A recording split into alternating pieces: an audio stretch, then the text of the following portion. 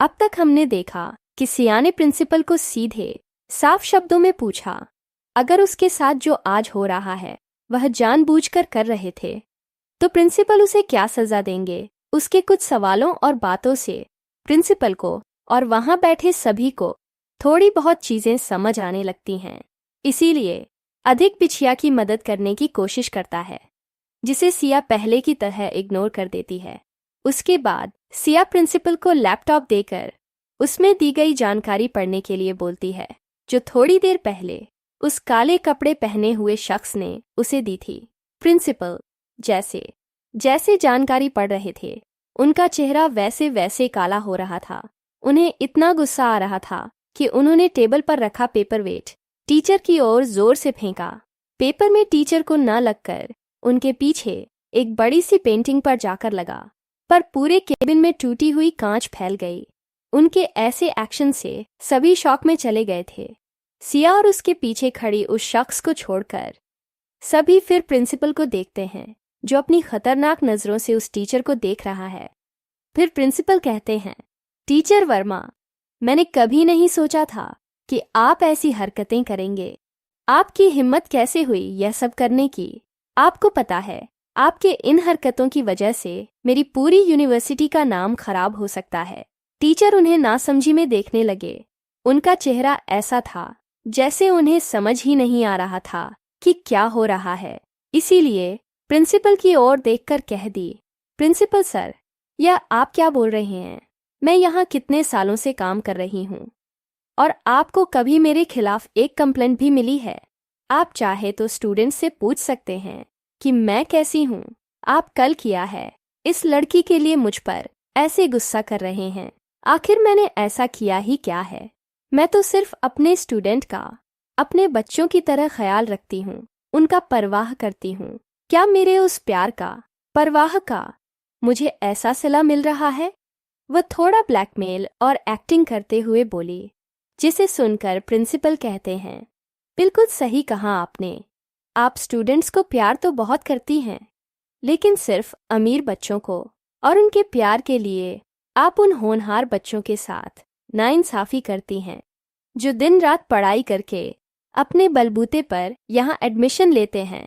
फिर वह लैपटॉप की स्क्रीन को टीचर की ओर घुमाते हैं और कहते हैं, हमें दिख रहा है आपको स्टूडेंट से कितना प्यार है, परवाह है, उनकी करियर की कितनी चिंता है। मैं साथ देख सकता हूँ। जब टीचर ने लैपटॉप की स्क्रीन देखी तो उसकी आंखें बड़ी बड़ी हो गईं। उसका पूरा शरीर डर से कांप रहा था, क्योंकि लैपटॉप पर दी गई जानकारी ही कुछ ऐसी थी। लैपटॉप पर वह सबूत थे जिससे यह साबित हो रहा था कि टीचर वर्मा अमीर बच्चों से पैसे लेकर उन्हें अच्छे ग्रेड दे देती थीं। साथ ही कभी कभी वह क्लास में पढ़ रहे दूसरे बच्चों के पेपर और मार्क्स उन अमीर बच्चों को दे देती थीं, जिन्होंने कभी पेपर तक नहीं लिखा हो, और इसके बदले वह अमीर बच्चों की फैमिली से बहुत कुछ गिफ्ट लेती थीं। इस वजह से बहुत सारे बच्चों पर नाइंसाफी हुई। वहीं इस यूनिवर्सिटी में 30% जगह उन होनहार बच्चों के लिए थी, जिन्हें वहां पर एंट्रेंस एग्जाम देकर स्कॉलरशिप लेनी पड़ती थी, जिनकी फाइनेंशियल कंडीशन अच्छी नहीं थी। वह 30% जगह ऐसे स्टूडेंट्स के लिए रिजर्व थी। टीचर वर्मा के साथ कुछ टीचर मिलकर 29% जगह पर उन गरीब पर होशियार बच्चों की जगह अमीर बच्चों का एडमिशन करवाया था, और इसके लिए उन्होंने बहुत बड़ी रकम भी उनके परिवार से ली थी। साथ ही उसके नीचे कुछ आईडी थीं, जिन्होंने सिया की उन फोटोज को ग्रुप पर अपलोड किया था। उन आईडी में से एक खादो आईडी वहां के स्टूडेंट्स की और कुछ बाहर के लोगों की थी। उनमें उन स्टूडेंट्स की भी आईडी थी जिन्होंने जानबूझकर यह सब किया था। टीचर वह सब देख रहे थे और उनकी हालत खराब हो रही थी। वही स्टूडेंट्स के आईडी में अपना नाम देखकर रिया तो डर के मारे कांपने लगी थी। उसके बाद सिया सबक इग्नोर करते हुए प्रिंसिपल की ओर देखती है। प्रिंसिपल सर, मैं यहाँ अपने लेक्चरर्स को छोड़कर यह तमाशा इसलिए देख रही हूँ क्योंकि आप जल्द से जल्द फैसला लें। मैंने आपका काम आसान कर दिया है, इसीलिए मुझे जल्द से जल्द इन सब का रिजल्ट देखना है। उसके इतना कहने पर प्रिंसिपल बड़े ही रिस्पेक्ट के साथ कहते हैं, मुझे माफ कर दीजिए मिस यू, ये मेरी ही लापरवाही है कि आपके साथ यह सब हो रहा है। लेकिन आप फिक्र मत कीजिए, मैं अभी सब ठीक कर देता हूँ। उसके बाद प्रिंसिपल उन 4 लड़कियों को देखते हैं और अपनी कड़क आवाज में कहते हैं, तुम लोगों ने जो किया वह बहुत गलत था। भले ही ग्रुप पर कुछ भी अपलोड हो, उसके पीछे की सच्चाई जाने बिना तुम किसी के भी कैरेक्टर पर सवाल नहीं उठा सकते, किसी को भी यूनिवर्सिटी में बुली नहीं कर सकते, ना ही किसी स्टूडेंट को उनके काम के लिए यहाँ जज किया जाएगा, समझे? ना ही कोई उन्हें उनके बैकग्राउंड के लिए कुछ कहेगा, क्योंकि यह किसी के हाथ में नहीं होता कि वह किस तरह के बैकग्राउंड से आता है। यह उन स्टूडेंट्स के हाथ में नहीं होता। समझ रहे हैं आप सब? फिर उस टीचर की ओर देखकर, मिस वर्मा, मैंने पहले तो सोचा था कि आपको एक बार निंग देखकर छोड़ दूंगा, लेकिन अब जब मुझे पता चल रहा है कि आप किस तरह की टीचर हैं, तो मुझे नहीं लगता कि मुझे आप जैसे टीचर को मेरी यूनिवर्सिटी में रखना चाहिए। ना ही मेरी यूनिवर्सिटी को इसकी ज़रूरत है। इसीलिए मैं आज के आज अभी यहाँ आपको रस्टिकेट करता हूँ।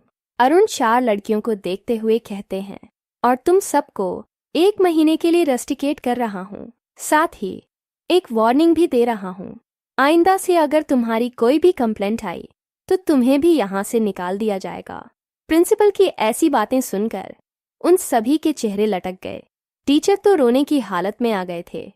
उन्हें समझ ही नहीं आ रहा था कि आखिरकार उनके साथ यह अचानक क्या हुआ। उन्हें बहुत गुस्सा आ रहा था, इंसल्टेड फील हो रहा था। वह प्रिंसिपल को अपना डिसीजन बदलने के लिए और माफ कर देने के लिए बहुत मिन्नतें करती हैं, यहाँ तक कि उनके पैर पड़ने के लिए भी तैयार होती हैं, पर प्रिंसिपल उनकी एक नहीं सुनते। इस वजह से उस टीचर को अब धीरे धीरे गुस्सा आने लगता है। तभी उनकी नज़र सामने बैठी सिया पर जाती है, जो इस वक्त भी बिल्कुल शांति से बैठी हुई थी और सामने हो रहे तमाशे को एंजॉय कर रही थी। पता नहीं उनके लिए मांग में अचानक क्या आया। उन्होंने बिना किसी की नज़र में आए वहां रखे एक टूटे हुए गिलास को उठाया और वह सिया की ओर पड़ते हुए गुस्से से कहती हैं, यह सब तुम्हारी वजह से हुआ है। तुम अगर यहाँ नहीं होती तो ऐसा कुछ नहीं होता। यह बोलकर जैसे वह सिया पर हमला करने को हुई। किसी को इसकी उम्मीद नहीं थी। सब शॉक में चले गए थे। अधिक तो इतना घबरा गया कि वह जल्दी से सिया की ओर बढ़ने लगा, पर उससे पहले सिया के पास पहुंचते ही एक धड़ाम की आवाज के साथ कोई नीचे गिरता है और किसी की दर्दनाक चीख उस पूरे रूम में गूंजने लगती है। सब सामने देखते हैं। अभी शांति से अपनी जगह पर बैठे हुए थे और टीचर सिया के कदमों में गिरी हुई थी, और जो कांच वह सिया पर हमला करने के लिए लाई थी वह उनके हाथ में ढंसी हुई थी। सबने अपनी नजरें ऊपर उठाई तो देखा सिया के पीछे खड़ी उस ब्लैक कपड़े पहने शख्स ने यह सब पलक झपकते ही कर दिया था। जब वह टीचर सिया के करीब पहुंचे तो पीछे खड़े शख्स ने बिना एक पल गंवाए सीधा टीचर के हाथ में पकड़े कांच को उन्हीं के हाथ में बसाकर एक झटके से उन्हें जमीन पर पूरा पटक दिया। वह इतनी जोर से गिरी थीं कि शायद उनकी रीढ़ की हड्डी टूट गई थी, जिसकी आवाज भी सबको सुनाई दे गई थी। सिया सामने की ओर देखते हुए कहती हैं, जो भी सिया के साथ गलत करता है सिया उसे एक मौका भी नहीं देती, क्योंकि कोई दूसरे मौके के लायक नहीं होता। यह बोलकर वह अपनी जगह से खड़ी हो जाती है। जो लड़कियां पहले अपनी सजा मानने के लिए तैयार नहीं थीं और सिया के बारे में कुछ बोलने ही वाली थीं, पर अपने सामने हो रहे इस एक्शन को देखकर एकदम शांत हो जाती हैं और चुपचाप अपने पनिशमेंट एक्सेप्ट कर लेती हैं। वही सब कुछ खत्म होने के बाद सिया अपनी जगह से खड़ी होती हैं और प्रिंसिपल की ओर देखते हुए कहती हैं, आज जितना तमाशा हुआ बस वह मुझे कल नहीं चाहिए प्रिंसिपल सर। और क्या, मैं अब हाफ डे लेकर यहाँ से जा सकती हूँ, क्योंकि अब मेरा सच में यहाँ रुकने का मन नहीं हो रहा। प्रिंसिपल को भी समझ आ रहा था कि सुबह से जो इतना कुछ हो रहा है, अब क्या ही सिया का मन पढ़ाई में लगेगा। इसीलिए वह सिया को बोलते हैं, तुम जा सकती हो। उनकी बात सुनकर सिया उन्हें थैंक यू बोलती है और पलटकर वहां से निकल जाती है। उसके पीछे खड़ा शख्स जल्दी से लैपटॉप उठाता है और बिना किसी की ओर देखे कमरे से बाहर की ओर जाने लगता है, पर जाते वक्त भी उसने जानबूझकर अपना पैर टीचर के उस हाथ पर रख दिया जिसमें कांच धंसी हुई थी। उसके ऐसा करते ही वह टीचर दर्द से तड़प उठती है, पर किसी को उन पर कोई रहम नहीं आ रहा था। पर सबको अब सिया से डर लगने लगा था। सिया को बाहर जाता देख अधिक भी उसके पीछे चला जाता है। उसे यह बात तो समझ आ गई थी कि सिया अब पूरी तरीके से बदल चुकी है। शायद उनके बीच में कभी कुछ ठीक नहीं होगा, पर वह फिर भी पता नहीं क्यों सिया की परवाह करने से खुद को अब रोक नहीं पा रहा था और बिना कुछ सोचे वह सिया के पीछे चला जाता है।